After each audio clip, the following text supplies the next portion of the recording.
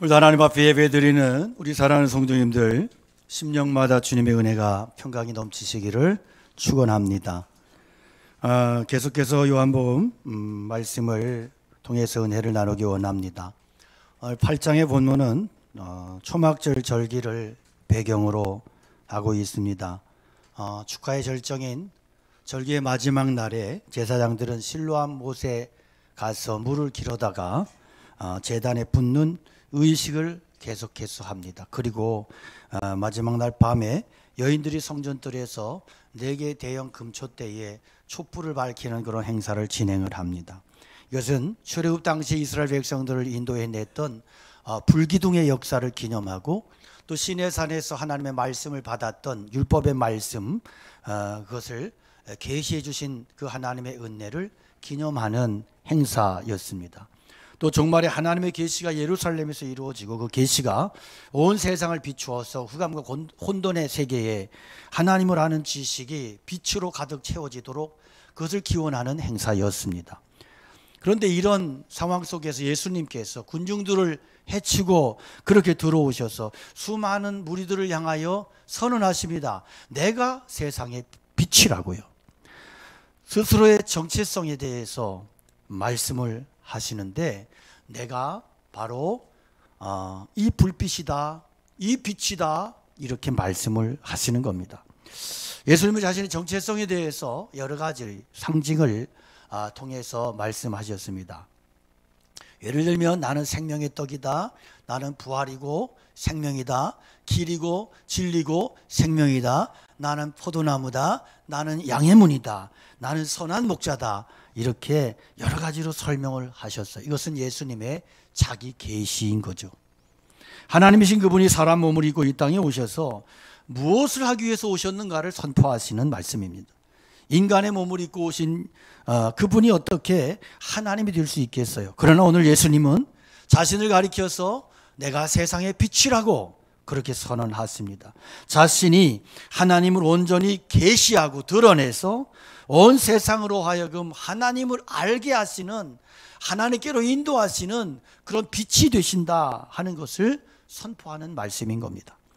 스스로를 세상의 빛이라 그럴 때 당시의 사람들은 이것이 어떤 의미인가에 대해서 알고 있었던 것 같아요. 그래서 빛 자체에 대해서는 그들이 어떤 의문을 품지 않고 문제를 제기하지 않는 것을 봅니다. 그렇다면 그들이 빛을 어떻게 받아들였을까 하는 겁니다. 예수님께서 나를 따르는 자는 어두움에 다니지 아니한다 그랬어요. 자, 팔레스타인 지역은 낮이 워낙 뜨겁기 때문에 여행하기가 어려워요. 그래서 주로 밤에 이동을 합니다. 근데 밤에 이동을 할 때는 맹수도 있고 전갈의 위험도 있고 여러 가지 위험이에요. 그런데 가장 큰 위험은 뭐냐면 길의 방향을 잃어버린다는 거죠. 사막에서 올곧게 방향을 따라서 갈 수 있는 것은 쉽지 않습니다. 그래서 방황을 하게 되면 사막에서 헤매다 죽을 수 있는 위험한 상황이 발생을 하는 거죠. 자, 이스라엘 백성들이 애굽에서 나온 이후에 길을 잃어버리지 아니하고 하나님께서 이끄시는 그 길을 갈 수 있었던 것은 불기둥의 인도하심 때문이에요. 이스라엘 백성들은 불기둥의 안내로 무사히 가나안 땅에 들어가서 하나님께서 주시는 그 땅의 행복을, 기쁨을 누릴 수 있었어요. 물론 예수님 당시의 유대인들은 광야에서 방황하고 있는 상태는 아니었어요. 이미 팔레스타인 땅에 들어와 있었어요. 그럼에도 불구하고 그들은 자신들의 상태에 대해서 깊은 불만을 가지고 있었고 의문을 가지고 있었어요. 왜냐하면 당시 로마의 속국으로 있었고 로마가 지배하고 있었어요. 자신들이 하나님의 백성이라면 다윗과 같은 다윗의 후손이 누가 나타나서 해방시키고 그들을 자유의 그런 나라로, 그런 상태로 이렇게 인도하는, 다스리는 이러한 상태가 됐어야 되는데 현실은 그렇지 못했단 말입니다. 그들이 지금 어두움 가운데 방황하고 있는 거예요. 분명한 것은 지금 자신들의 상태가 완전치 않다는 것입니다. 어디론가를 향해서 이렇게 나가야 되는데 그 방향을 알 수 없다는 거예요. 어디가 길인지, 어떤 것이 진리이고 어떤 것이 생명인지, 어떻게 하면 이 민족이 사는 길인지 알 수가 없었다. 그래서 그들에게는 정말로 빛과 같은 존재가 필요했어요. 메시아가 필요했어요. 생명의 빛이 필요했어요. 당시 유대인은 4개의 지파가 있었습니다. 바리새파, 사두개파, 열심파, 은둔파. 사두개파는 현실주의자들이에요. 현실이 다인 거예요. 오늘날도 교회에 나오는데 사두개파 신앙 가진 사람은 의외로 많습니다. 현실이 다인 것처럼 현실에 집착하고 코를 박고 사는 사람들. 열심파는 혁명파들이에요. 이들은 대목군들이에요. 죽기 살기로 싸우는 투사들이에요. 그 다음에 은둔파는 모든 거 다 필요 없다 사막에 들어가서 자기들의 엄한 룰을 세워놓고 거기에서 이렇게 신앙을 지켜내며 살아가는 사람들이 은둔파입니다. 그런데 백성들이 볼 때는 이들 사이에서 어떤 가르침을 받아야 올바른 길인지, 어떻게 가야 참된 목표에 도달하는 길인지 알 수가 없었어요. 누구를 따라가야 될지 혼란스럽고 헷갈렸단 말입니다. 많은 유대인들은 바리새파가 그래도 성경적이라고 믿었어요. 왜냐하면 사두개파는 너무 현실적이고, 혁명파는 이 열심파는 너무 위험해. 은둔파는 세상과 따로 놀아. 환상적이고 신비적이고, 거기에 비해서 바리새파는 율법 중심이면서도 경건을 추구하는, 그래도 하나님의 말씀을 적용해 보겠다고 하는 사람들. 숫자는 적었지만 바리새파가 절대적인 지지를 받고 있었습니다. 그러나 그들이 알지 못하는 치명적인 문제가 있었는데, 그것은 이 바리새파는 지나치게 외형적이고 형식주의자들이라는 거예요. 그들은 중심의 변화에는 관심이 없어요. 오직 눈으로 나타나는 결과만을 가지고 따졌습니다. 그들이 생각하는 하나님의 축복이라고 하는 것은 철저하게 눈에 보이는 것들이었습니다. 나중에 유대인들이 열심당원들의 충동에 의해서 폭동을 일으킵니다. 이게 군중심리라는 게 무서운 거죠. 그래서 군중심리를 막 일으키려고 정치하는 사람들도 서로 막 그런 시도를 하잖아요. 근데 이게 다수가 다 옳은 것도 아닌데, 그런데 아무튼 열심당원이라고 충동하니까 유대인들이 억눌렸던 감정이 폭파하면서 이 로마를 상대해서 이렇게 폭동이 일어나고, 그래서 로마에 의해서 수백만 명이 죽으면서 유대인들이 처참해진 거예요. 비참하게 된 거예요. 예루살렘이 다 파괴돼 버리고. 자, 이런 상황들을 종합해 볼 때 예수님께서 말씀하신 빛이라고 하는 게 바른 진리를 따라가는 길, 바른 가르침, 이런 문제라는 것을 우리가 알 수 있는 거죠. 그리고 이 가르침은 그들을 이 절망에 빠져 있고 어디를 갈지 몰라 갈팡질팡하고 혼란에 빠져 있는 이들을 바른 길로, 하나님께서 원하시는 생명의 길로 이끌어가는 그것이어야만 했던 겁니다. 예수님께서는 그 길이, 그 빛이 바로 나다, 내가 그 빛이다, 이렇게 말씀을 하시는 겁니다. 나는 세상의 빛이니 나를 따르는 자는 어둠에 다니지 아니하고 생명의 빛을 얻으리라. 예수님 따르는 자는 더 이상 어둠 가운데 헤매지 않을 것이고 생명의 빛을 얻게 될 것이라고 하는 말씀인 것입니다. 오늘 우리는 스스로가 과연 어떤 상태에 있는지에 대해서 깊이 고민하고 생각해 볼 필요가 있어요. 과연 내가 살아가고 있는 삶의 방향과 추구점이 올바른가? 나는 지금 바른 인생의 방향을 가고 있는지 생각해 봐야 됩니다. 고민하셔야 돼요. 내가 어떤 목표를 정하고 그냥 무조건 그 목표를 향해서 모든 걸 다 그냥 박아버리고 그냥 모든 걸 집착하고 목숨을 걸면 그 사람은 인생을 성공한 겁니까? 그렇지 않잖아요. 내 방향이, 삶의 방향이 과연 바른가? 나는 추구하고 내가 내 인생에 추구하는 바 이 추구점과 이 모든 삶의 의미가 과연 올바른 것인가? 여기에 대해서 고민하셔야 된다니까요. 최근에 국제 정세, 로우 전쟁이나 이스라엘 팔레스타인, 하마스 전쟁이나 이런 국내외적인 여러 가지 상황들을 보면서 여러분 어떤 생각이 드십니까? 인간들이, 배웠다는 인간들이, 과학의 문명이 발달하고 수준이 높아졌다는 이 시대의 인간들이 정작 해내는 것이, 고작 해내는 것이 남을 죽이고 땅덩어리 뺏겠다는 그런 몹쓸 생각들. 전쟁으로 사람을 아무렇지도 않게 무참히 죽이는, 그런데 거기에 분별 없이 끌려들어가서 전쟁을 하고 해야만 하는 이런 기가 막힌 상황들이 이 시대에 일어나고 있습니다. 세계 3차 대전을 들먹일 만큼 국제정세는 사실은 여러분 우리가 생각하는 것보다 훨씬 더 지금 위험한 방향으로 치닫고 있습니다. 경제적으로 위기를 만났습니다. 세계가. 국내 정치판은 다르지 않습니다. 갈팡질팡하면서 서로가 옳다고 서로 상대를 죽이는 것이 목표가 돼가지고 이렇게 기가 막힌 상황들이 벌어지고 너무 실망스럽고 혼란스럽지 않습니까? 과연 도대체 인간이 산다는 게 뭘까? 이들이 추구하는 가치라는 게 뭘까? 너무 기가 막히고 저질스럽지 않아요? 여러분, 오늘 우리의 삶에 있어서 우리 인생에 가장 필요한 게 뭐냔 말이에요. 그것은 바로 우리를 진리로 생명으로 인도하는 빛이 필요한 거예요. 주님은 자신을 빛이라고 말씀하실 뿐만 아니라 자신을 따르는 자들에게 생명의 빛을 주겠다고 말씀하셨어요. 이 말씀은 누가 빛을 비추어줘야 겨우 수동적으로 이렇게 질질질질 따라가는 그런 존재가 아니고요. 자신을 따르는 자들에게 생명의 빛을 주신다고 하는 이 말씀은 생명의 빛을 소유하고, 그래서 내 안에서 거짓과 진리를 분별할 수 있는 가치관이 생기고 변화가 생기고 능력이 생겨서, 그래서 내 스스로가 그렇게 주님께서 주신 빛의 능력으로 인하여 그 빛의 배터리가 흔들리지 아니하고 딸치 방전되지 아니하고 멈추지 아니하고 어떤 상황 속에서도 진리의 길을, 구원의 길을, 생명의 길을 갈 수 있는 능력을 우리에게 주신다는 말씀인 거예요. 예수님은 자신을 따르는 자는 어둠에 다니지 않을 것이며 생명의 빛을 얻어서 그 빛의 능력으로 살아갈 것이라고 말씀하세요. 이 말씀은요, 아무리 잘나고 똑똑해도 예수님의 빛이 없으면 결국은 어둠을 쫓아가고 하겠다고 하는 게 전쟁이나 이렇게 사람이나 죽이고 그렇게 어둠의 구렁텅이에 빠지는 한심한 인생이 될 수밖에 없다는 말씀이죠. 충격적인 것은 과학자들이 우주선 쏘아 올리기 전에 여러분 뭐 하는지 알아요? 돼지머리 놓고 제사 지냅니다. 그 잘난 국회의원들이, 잘난 척하고 그냥 입만 살아있는 그 국회의원들이 선거철만 되면 여러분 어디 가는지 압니까?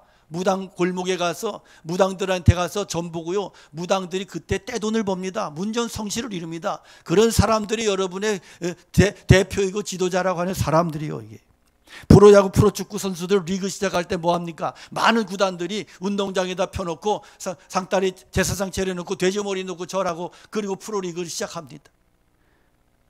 참 기가 막힌 거 아닙니까? 인도 같은 나라는요, 수도 캘커타 거리에 굶어 죽는 사람이 천지. 그런데 이 소떼가 사람 숫자보다 많습니다. 그 잡아먹으면 100년도 살 거예요. 그런데 다 굶어 죽어요. 왜? 소가 하나님이야. 아스팔트 바닥에 소가 누워있으면 차가 시동을 끄고 기다립니다. 이 하나님이 주무시고 갈 때까지. 교통체증이 말도 못하고, 종교적인 어두움이 사람들이 이렇게까지 한심하고 천치바보를 만들어 버리는 거예요. 결혼 문제로 젊은이들이 점을 많이 본대요. 교회 다니는 청년들도 점을 본다며. 그러면서 뭐라 그러냐면, 뭐 취미로 보는 거지. 취미는 개뿔, 무슨 취미. 그게 신앙이요. 그게 가치관이고. 정신 차려야 돼요. 영혼의 진리, 영혼의 빛이 없으면 엉뚱한 데 빠져가지고 그것도 헤어나지도 못하고 그러고 사는 거예요. 끌려가는 거예요. 제 고향은 무식한 깡촌이에요. 강원도 홍천군 내면 율전이 545번지 해발 600m가 넘는 그 깡촌이에요. 엄청나게 춥고 사람 살 동네가 아니요. 초등학교 2학년 말에 그 동네에서 엑소더스 탈출했어요. 부모님이 조상이 물려준 땅 다 팔아가지고 저희 아버님이 부모님이 이렇게 아버님이 하신 것도 아니야. 어머니하고 형님이 아버지를 설득하고 매 한 달 동안 설득하니까 아버지가 할 수 없이 끌려가지고 나가서 면수제지로 떡방 한 칸 사고 이사를 해서 열심히 해가지고 그래가지고 이제 면수제지 터미널 맞은편 쪽에 있는 진짜 좋은 몫이 좋은 그 집을 사게 됐는데요. 그런데 뭐 이렇게 충청도 같은 데는 뭐 면소재지라 그래 봐야 뭐 집도 몇이 없는데 면사무소 하나 있는 게 면소재지만, 강원도의 면소재지는요, 면소재지가 다 커요. 굉장히 커요. 어떤 면소재지는 이런 데 읍보다 커요. 그런데 그런 동네에 이렇게 중심가에 그 집을 샀습니다. 그 집을 샀는데 사연이 있어요. 그 집이 아주 소위 말해 터가 안 좋은 집이야. 그 집에 사는 사람마다 사람이 죽어. 그래서 그 전 집에도 죽고 그 전에도 죽고, 애가 자꾸 목매서 자살하고 약을 먹고 자살하고 이런 집이야. 그러니까 흉가지, 흉가. 근데 몫이 너무 좋은 거야. 근데 저희는 돈이 없는데 이 집값이 계속 떨어지는 거야. 떨어져. 그래 어디가 떨어졌냐면 우리가 살 만큼 떨어졌어. 그래서 저희 아버님 믿음이 좋으신 분이야. 그걸 샀어요. 그래가지고 소위 말해서 몫은 명당인데 이 소문은 흉가야. 근데 그걸 싸게 샀어요. 거기에 가가지고 아버님이 그까지 귀신이 무슨, 그러더니 저녁마다 겁은 나셨는지 저녁마다 예배를 드리시더라고. 거기서 저희 가문이 일어섰어요. 그래서 저희는 귀신의 도움을 받아가지고 이렇게 사람들이 아무도 못 덤비는 집을 사가지고, 그게 하나님의 은혜고 축복이죠. 여러분, 어두움에 사로잡히면 별의별 것 가지고도 두렵고 겁나서 어떻게 해볼 수 없는 거예요. 생명의 빛이, 은혜의 빛이 임하면 그 어떤 것도 이겨낼 수 있고 승리할 수 있는 길이 열리는 줄로 믿습니다. 자, 주님이 세상의 빛이라 말씀하실 때 빛이 우리에게 주시는 특성이 있고 유익이 있는데, 그게 뭐냐면 우리의 생명을 준다는 거예요. 빛이 없으면 다 죽어요. 그죠? 광합성도 못하고, 우리 몸속에요, 멜라토닌이라고 하는 호르몬이 빛을 못 받으면 사라져요. 죽어요. 없어져요. 그래서 우울증이 생기는 거예요. 그 우울증 환자들은 목숨을 걸고 뭐만 하면 치유가 되냐 하면, 목숨을 걸고 햇볕을 걸어 다니면 치유가 돼요. 이게 빛이 생명이라는 거예요. 빛이.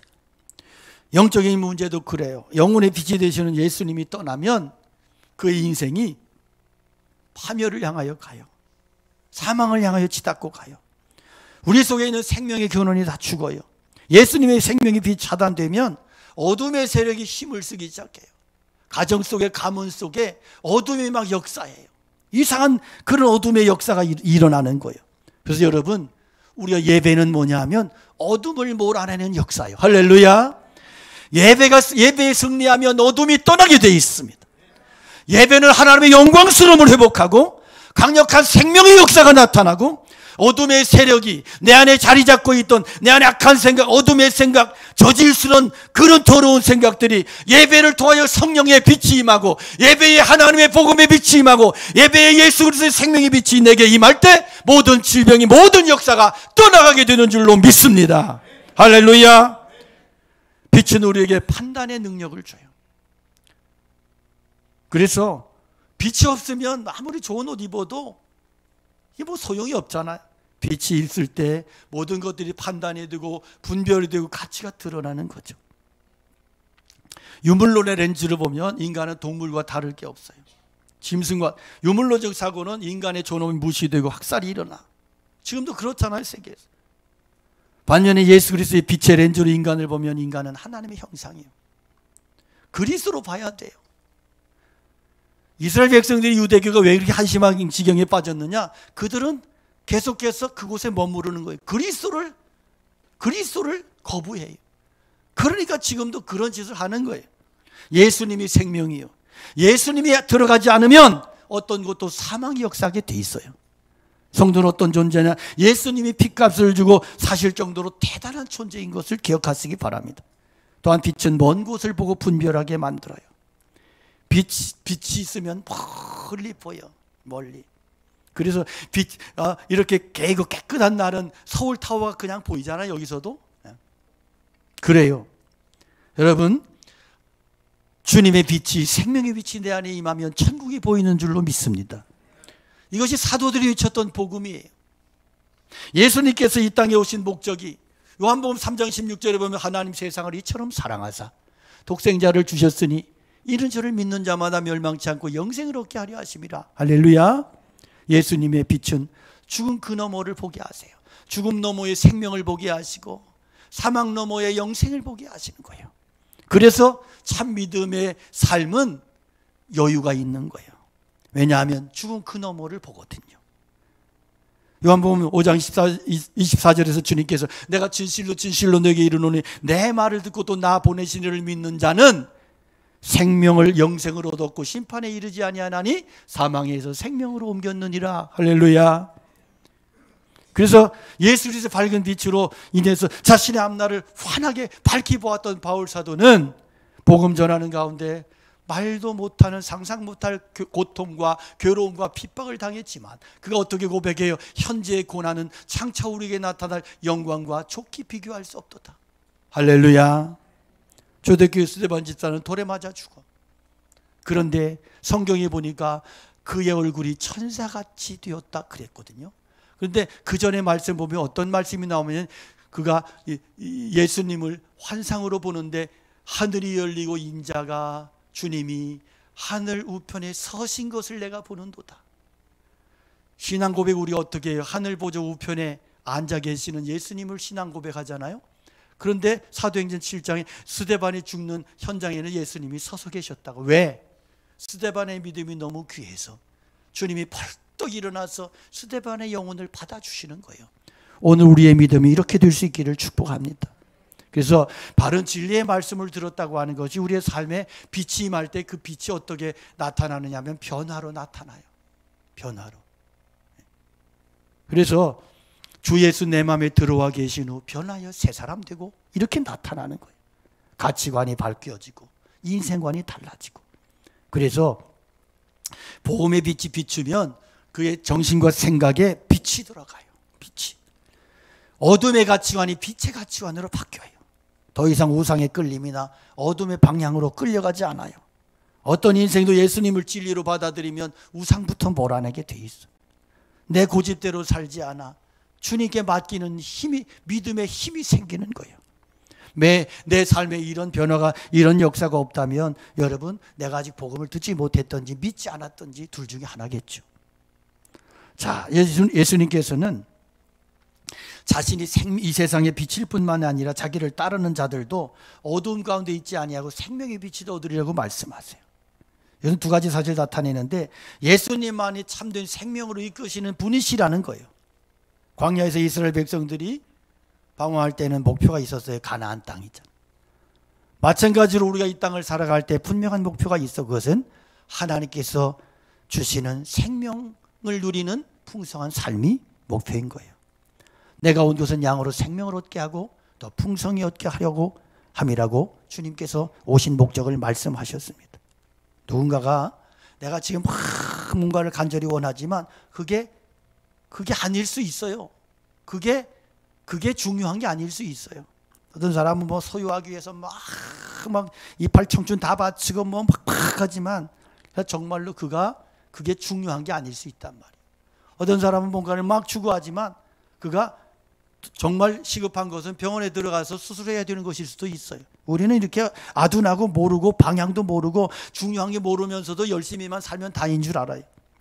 하나님께서는 우리의 진정한 필요를 아셨어요. 돈이나 학문이 아니야. 하나님과 원수됐던 그 관계를 철폐하고 중간에 막힌 담을 허시고 멸망에 처해 있던 인생을 구원하시는 것. 그래서 예수 그리스도 통해서 우리에게 베푸신 은혜와 축복이 그거예요. 우리는요 얼마나 자신의 병들고 한심한지 몰라요. 이유는 늘 그렇게 살았고 그런 모습들만 보고 사니까 이미 병들고 부패한 패턴에 익숙해져 버린 거예요. 썩어버린 그것이 정상인 것처럼 알고 그렇게 사는 사람이 너무 많아. 그러나 여러분, 진리의 빛이 우리 가운데 쳐들어오시면 하나님의 은혜는 썩고 무감각해진 냄새나고 병들고 멸망에 처한 우리의 중심부터 수술하기 시작하고 치유하고 고치기 시작하세요. 특히 진리에 대해서 굽어져 있는 우리의 본성을 치료하시기 시작하세요. 그래서 진리에 대해서 바르게 분별하게 하시고 반응하게 하시고, 그래서 세상에 내가 막 쓸데없는 그 가치 없는 것들을 향해서 몸부림치던 것들로부터 벗어나게 하시는 거예요. 이전에 좋은 줄 알고 미친 듯이 달려갔던 것들이 이제는 값이 없어지고 재물에 대해서 막 노예가 돼가지고 그렇게 살다가 건강이 뭐고 다 망쳐버렸는데 이제는 깨닫게 하시고 생명을 위해서 투자하게 하시고 생명의 길로 그렇게 보게 하시고 달려가게 하시고 새로운 하늘의 가치관을 품고 살게 하시는 거예요. 또 주님은 우리 안에 생명의 빛을 주신다고 약속하셨어요. 생명의 빛뿐 아니라 자기를 따르는 자들에게 생명의 빛을 주신다고요. 이 말씀은 성령의 역사를 말씀해요. 성령을 통한 역사, 성령을 통한 빛의 역사, 생명의 역사를 말씀해요. 여러분, 성령님이 우리 가운데 이 말씀이 우리 가운데 오시면 우리의 지각을 밝히시고, 그리고 우리 어둡고 냄새나는 중심을, 폐부를 고쳐주시고 치료하세요. 그래서 달라지는 것입니다. 새로워지는 것입니다. 죄를 싫어하고 악한 것을 기뻐하지 아니하고 진리와 함께 기뻐하며 인내하며 믿음으로 그렇게 주님 하나님의 나라를 위해서 달려갈 수 있는 것입니다. 물론 처음에는 혼란스러워요. 세상 가치관과 신앙의 가치관이 충돌해가지고 아직도 혼란 속에 사는 사람들 많아. 더 혼란스러울 수 있지만 그러나 진리를 분별하게 되고 진짜 가치가 무엇인지에 대해 깨닫게 되는 거예요. 하나님의 선하신 뜻을 깨달아가면서 그 성품이 어둠의 속성을 거부하고 빛의 속성을 닮아가는 겁니다. 이 땅에 투자하고 이 땅에 목매던 인생이 하늘의 가치에 투자하고 하늘을 향해서 내 가슴을 열고 내 모든 가치관을 그렇게 변화시켜 나가게 됩니다. 이게 삶의 구원이고 생활의 거듭남인 것입니다. 예수님 빛 가운데 그 속에서 판단하면 여러분 성공의 기준이 달라져요. 인생의 부요함의 기준이 달라지고요. 행복의 기준이 달라지고요. 삶의 의미가 달라지게 돼 있습니다. 오늘 우리가 교회 다니는 것만으로 충분하지 않아요. 오늘 내 안에는 예수님의 생명의 빛이 있는가를 확인하시기 바라요. 없다면, 희미하다면 그 빛과 생명 되시는 예수 그리스도를 내 마음의 보좌에 확실하게 모셔드릴 수 있기를 축복합니다. 생명의 빛이 되시는 예수 그리스도가 내 마음의 중심에 계셔서 내 가치관을 잡아주시고 내 인생의 의미를 잡아주시고 내 생의 목표를 잡아주실 때만이 우리는 생명의 길에서 벗어나지 않게 되는 것입니다. 그 빛을 모시고 빛 가운데에서 살아가는 정말로 변화된 인생을 살아갈 수 있는 은혜가 있기 원해요. 제가 어제 설교 마무리하면서 준비하다가 찬송가 436장이 그렇게 은혜가 되는 거예요. 그래서 혼자서 중얼중얼 찬송을 드렸어요. 나 이제 주님의 새 생명 얻은 몸 옛것은 지나고 새 사람이로다. 그 생명 내 마음에 강같이 흐르고 그 사랑 내게서 해같이 빛나네. 주 안에 감추인 새 생명 얻으니 이전에 좋던 것이 이제는 값이 없다. 하늘의 은혜와 평화를 맛보니 찬송과 기도로 주 함께 살리라. 산천도 초목도 예수 믿으니 새 것이 됐고 죄인도 원수도 예수 믿었더니 친구로 변하네. 새 생명 얻은 자 영생을 맛보니 주님을 모신 마음이 새하늘 새 땅이로다. 주 따라가는 길 험하고 멀어도 찬송을 부르며 뒤따라가리라. 나 주를 모시고 영원히 살리라. 날마다 섬기며 주 함께 살리라. 영생을 맛보며 주 안에 살리라. 오늘도 내일도 주 함께 살리라. 할렐루야. 그렇습니다. 여러분 오늘 우리의 신앙은 맹목적인 순종이 아니에요. 스스로 분별하며 주님께서 말씀하셨다는 내 빛을 너에게 준다. 그래서 그 주님의 빛이 내 안에 들어와 계셔서 그래서 주님의 빛을 받은 사람들은 이 세상을 살아가면서도 진리를 거짓을 분별하고 기쁨으로 주님의 말씀에 순종하며 생명의 빛이 되시는 주님의 뒤를 따라서 오늘도 내일도 믿음을 지켜내며 주님과 함께 영생을 누리며 살아가는 그러한 삶을 살아갈 줄로 믿습니다. 이것이 성령님 안에서 살아가는 삶이요. 그런 삶을 살아갈 때요. 그 인생은 심판이 두렵지 않아요. 세상이 두렵지 않아. 그런 삶을 살아갈 때 그의 인생 가운데는 주님이 함께 하시는 능력이 함께 하시는 줄로 믿습니다.